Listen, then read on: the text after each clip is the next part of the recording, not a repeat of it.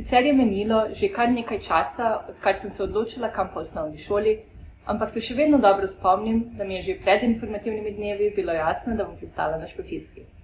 Dobra prijateljica mi je namreč pripovedovala o njenih prvih letih na tej šoli.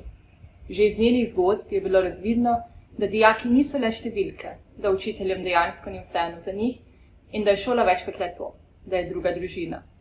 V 4 letih, ki sem jih preživela v Mariboru, sem se naučila dosti več kot predvidevan učni načrt. Naučila sem se živeti. Spoznala sem, kdo sem.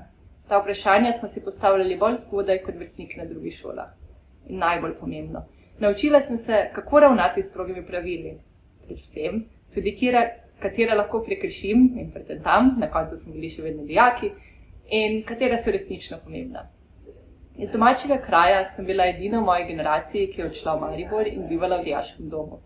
In ko sedaj gledam nazaj, je bil to prvi korak, ki mi je širil obzorja.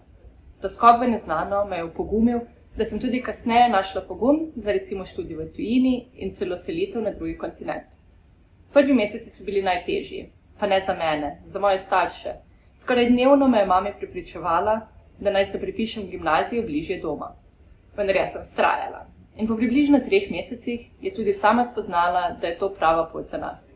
Ne glede na to, kako težko je bilo za njih poslati edinko od doma pri 14 letih, je bila to le prava odločitev, ki nas je zbližala. Moj pogled na svet, ki gotovo izvira iz časa izobrazbe na Škofijski, mi je omogočil videti mnogo priložnosti, ki sem jih lahko izkoristila. Trenutno živim in delam v New Yorku. In ko slišim Američane, jih ima velika večina slabe spomine na srednjo šolo.